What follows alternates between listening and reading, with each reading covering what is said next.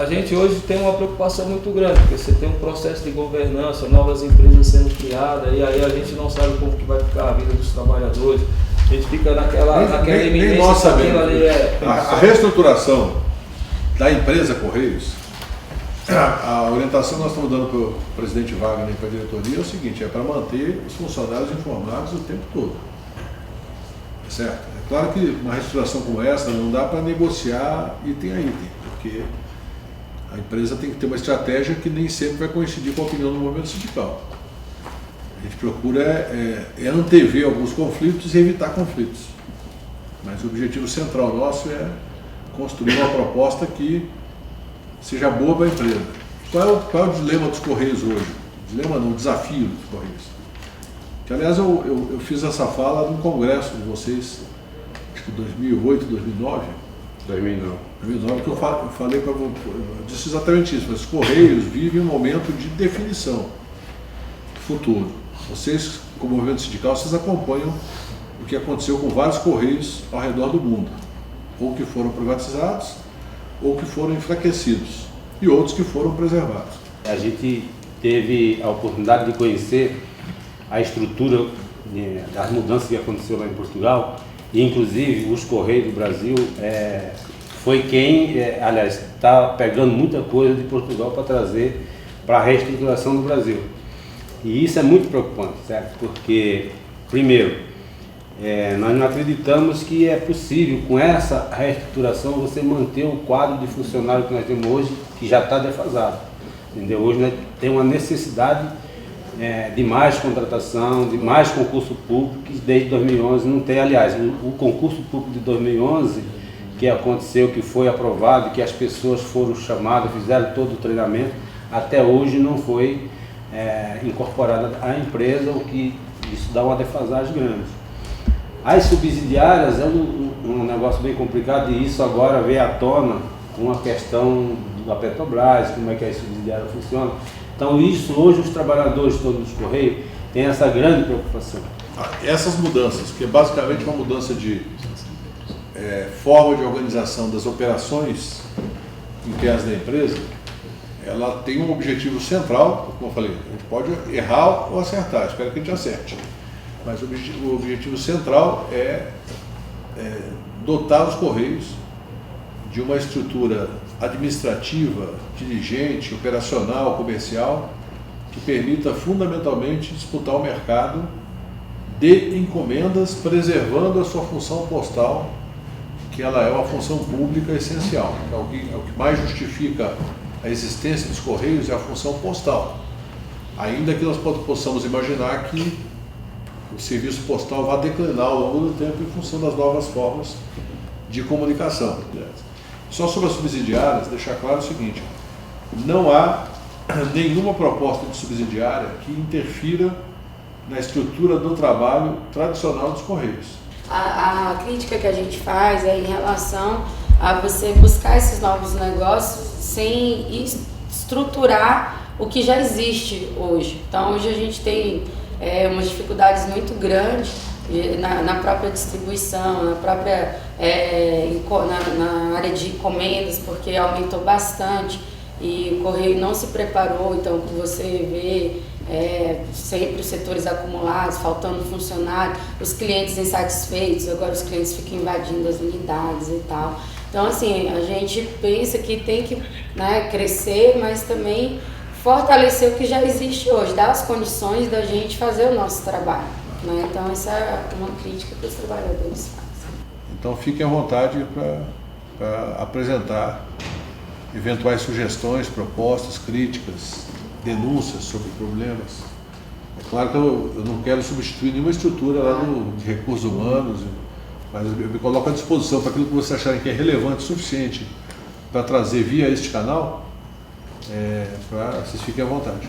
Diante de todas as circunstâncias que se encontra hoje o Instituto, o problema da RTSA, o problema dos recursos financeiros perdidos em mercado e outras insinuações, a própria questão atuarial, se você não envolver os representantes dos trabalhadores nesse processo de discussão, qualquer solução, qualquer ideia que surja aqui, por melhor que seja, que não tiver uma participação mais ampla do movimento sindical, você corre o risco de estar fadado ao insucesso. E obviamente também pediu o compromisso, né? Eu tenho observado isso, o Luizinho tem deixado isso muito claro do empenho do ministro em relação a essa questão da RTSA, do debate com o próprio governo, com a Fazenda, que assim, se chegar ao final do ano, nenhuma dessas medidas que estão sendo tomadas, ela tiver êxito, nós corremos o risco de ter um déficit muito maior. Só pela questão do atuarial nós podemos chegar de 5,5 a quase 7 bi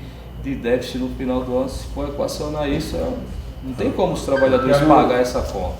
Se, da minha parte, eu vou conversar com ele, da minha parte eu não vejo nenhum óbice em fazer, não pode ser uma ampliação muito grande, porque a característica do grupo de trabalho não é tanto só de debater, mas mais coisa de trabalhar e encontrar saídas. Mas eu não vejo nenhum problema para que nós possamos incorporar pessoas que estejam representando institucionalmente. Com a representação da federação, aí isso, era importante. Eu acho razoável. A gente percebe que existe um movimento contrário e a lei também já diz que as empresas devem fazer a declaração de que o cliente ele quitou todas as suas dívidas. Então, já existe um movimento para que essas dívidas desapareçam. As dívidas não, os papéis desapareçam. Mas a gente percebe também, por exemplo, ele tocou no Postales e todas as discussões, existe dentro da categoria de Correios um grupo que é deixado de fora. Por exemplo, o Postales, todo mundo fala só de quem está na ativa, mas os trabalhadores aposentados, eles estão sendo penalizados no Postales porque eles já têm uma contribuição alta e quando eles viram que teria 25,98 de contribuição extra, entraram em desespero, porque ninguém... Qualquer um entraria. Então, a discussão, acho que tem que perpassar também por eles. Não sei, muitas das vezes o pessoal não se preocupa muito, quem não está mais na ativa.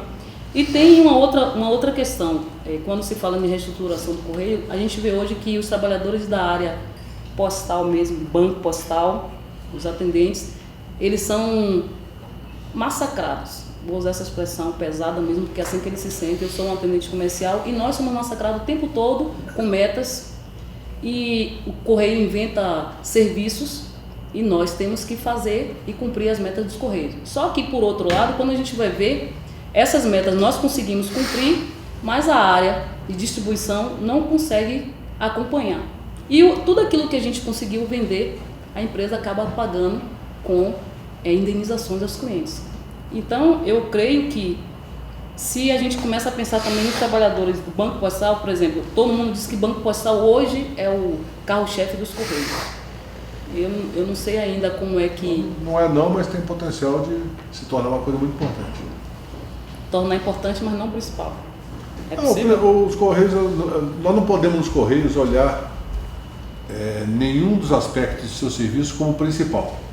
Aí a parte de encomenda. A parte de encomenda, com o comércio eletrônico, cresceu fortemente. Muita gente que no ano passado não usava, por medo e tal, esse ano está usando. E o ano que vem vai usar mais ainda. As pessoas aprenderam que elas não precisam mais comprar na própria cidade dela. Ela descobre que lá, você mora em Brasília e que lá no interior do Rio Grande do Sul tem um produto que é mais barato que em Brasília. Aí você compra pela internet e recebe em casa pelos Correios. E a questão do Banco Postal é porque, pela capilaridade dos Correios e por essa necessidade de você ter banco em todo o país, mas não só, inclusive em locais onde tem banco também, os Correios conseguem prestar um serviço interessante para uma parte da população. Então, o que é importante é que nós possamos, ao longo desses próximos anos, ampliar o Banco Postal, ampliar a encomenda e preservar o postal sem pagar a indenização. Se eu estou falando de 50%, eles já 50% da receita. Não, mas isso é o postal, não o Banco Postal. Não, postal. O os outros 50% postal. são o quê? Os outros 50% é aproximadamente quase 40% encomenda e aproximadamente 10% o Banco Postal. Sobre a questão da reestruturação, no momento que ampliou a questão de novos negócios, isso é importante, mas também abriu ali uma possibilidade também de o capital da empresa ser aberto ou fechado. Então Isso foi uma situação que ficou assim, bem claro para a gente. Fiquem tranquilos, senhor Evaldo. Você sabe que nós estamos neste governo com este início. A presidenta tem mandato até 31 de dezembro de 2018. Eu não tenho mandato, eu tenho só a confiança da presidenta que se renova diariamente ou não. Mas eu não vejo o menor sentido de haver qualquer mudança estrutural na propriedade, na situação patrimonial dos Correios. Ela é concorrencial, a gente concorre com o setor privado. Mas nós não acreditamos que o Correio possa abrir mão de uma parte tão importante sem prejudicar o próprio setor postal. O projeto 1491/99, que prevê a privatização dos Correios, está sendo desarquivado. Por quê? A gente não sabe ainda, mas está tendo essa movimentação, então isso nos preocupa muito. Ainda mais com essa possibilidade aí sim da abertura para a reestruturação de abrir o capital ou não. Então fragiliza um pouco essa situação. O governo não tem interesse. Mas a gente vê que hoje, com o Congresso que nós temos, fica mais preocupante. A gente viu a questão da redução da maioridade, ontem conseguiram reverter, então a gente sabe que qualquer projeto que vá hoje para a mesa, para a gente é complicado ganhar isso hoje. E no momento que a gente não consegue prestar um serviço de qualidade à população, isso acaba nos prejudicando, porque antes a população, quando se falava de privatização, a população era a favor dos trabalhadores. Diante da atual conjuntura, com falta de funcionários, com as cartas chegando atrasadas, a gente não vai ter o apoio da população, porque eles estão revoltados. Tem carteiros que são agredidos pelos clientes. Então não tem como a gente fortalecer o Correios, como essa empresa, como o senhor mesmo colocou, se a gente não tiver condição de prestar esse serviço de qualidade, que sempre foi a marca dos Correios. Então, assim, é até um apelo, né? Porque essa questão de contratação passa aqui pelo Ministério. São 120 mil funcionários.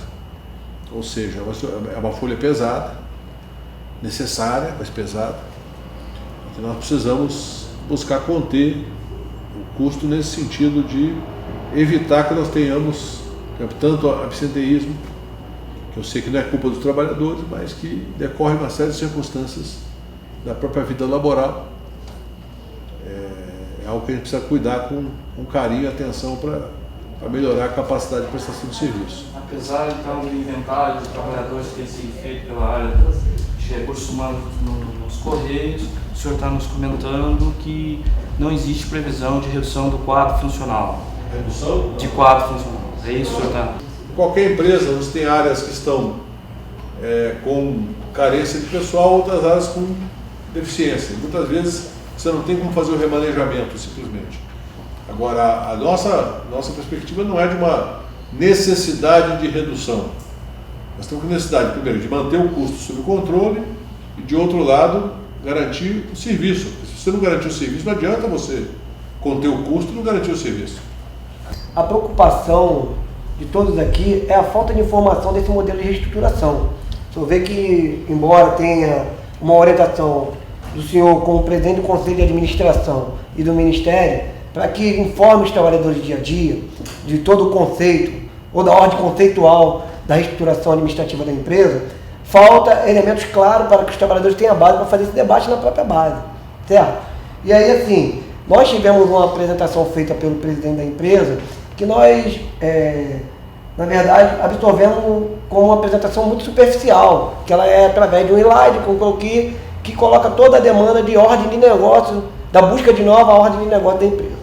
O senhor falou da capilaridade dos Correios na abrangência de todo o território nacional. E também tem a constatação do senhor que existe uma emergente crescência no comércio de encomenda logístico virtual, que é o e-commerce, né? Intitulado e-commerce. Essa demanda, ela vem crescendo, eu posso falar com um pouco de propriedade sobre isso, porque eu trabalho nessa área de encomenda, eu sou de um CI, né? Ela vem crescendo absurdamente e o Correio, hoje, com essa demanda que cresceu, ele, pela sua capilaridade, ele absorve muito pouco, porque ele só tem 25% do mercado de encomenda sob a detenção da sua área de negócio. Porém, ela vem crescendo, vem sobrecarregando os CEs, que é a área operacional responsável pelo escoamento dessa carga e pela entrega.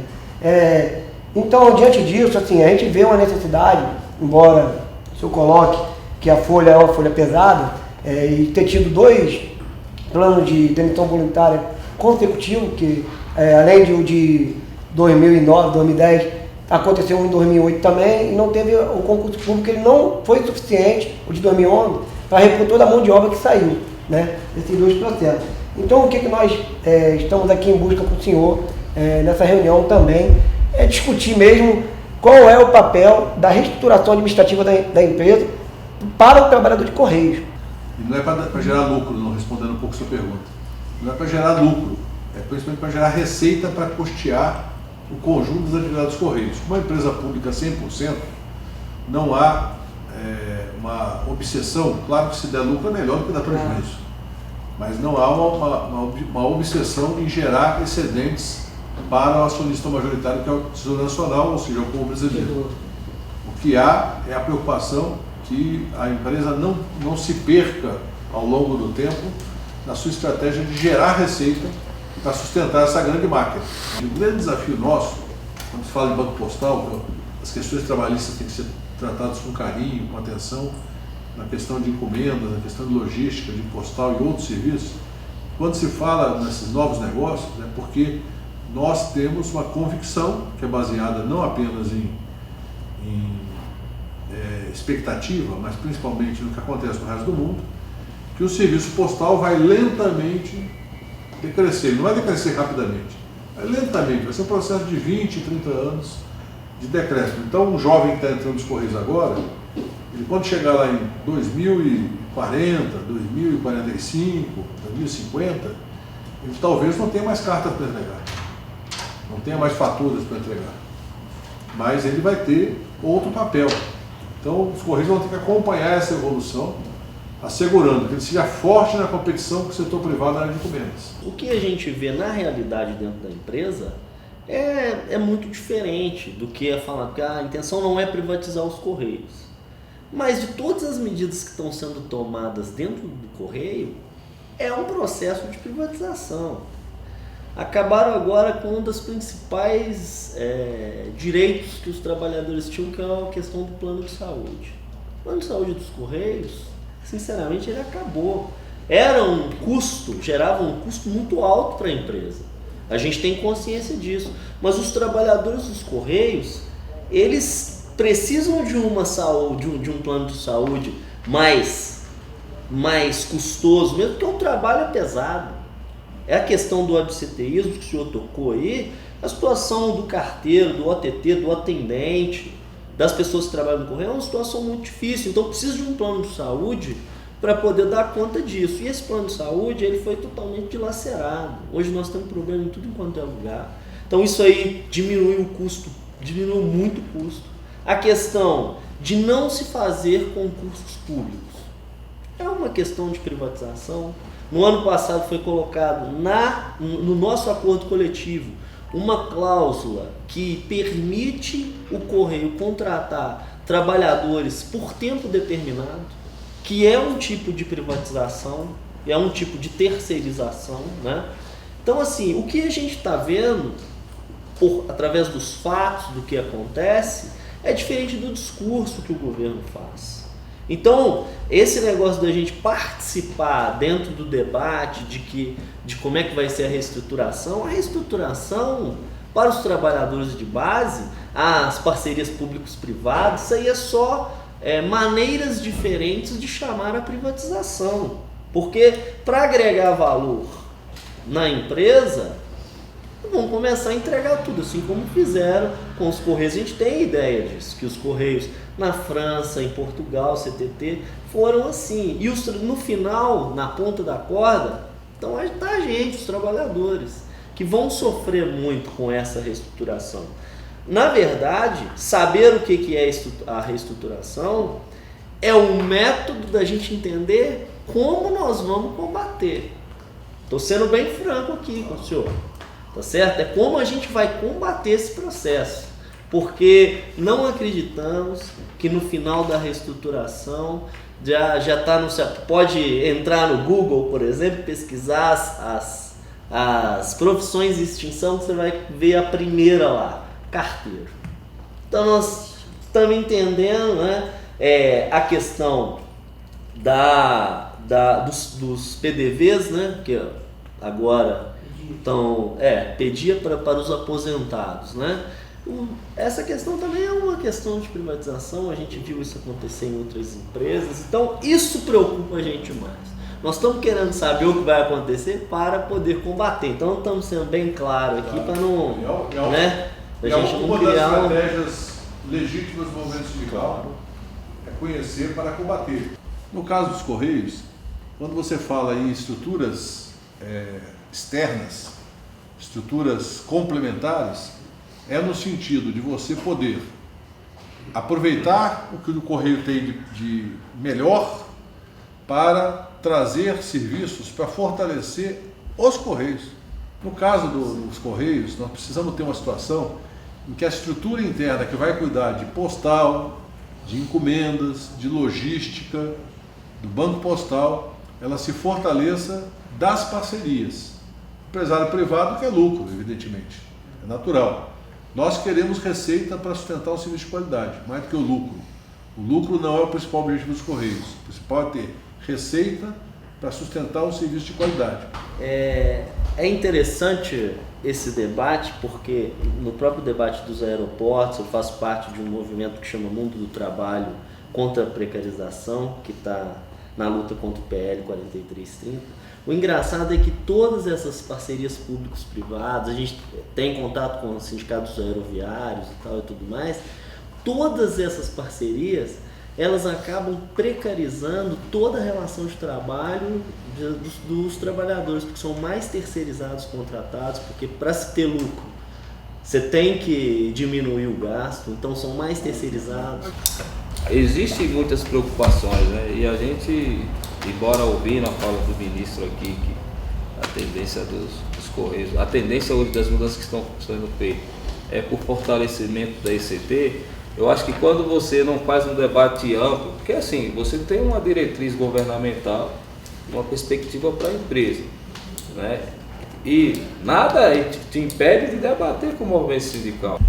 Nós precisamos ter uma estratégia de fortalecimento dos Correios para que, no futuro, independente de quem seja o governo, você possa evitar que essa estrutura seja dilapidada como havia projetos no passado para se fazer essa dilapidação.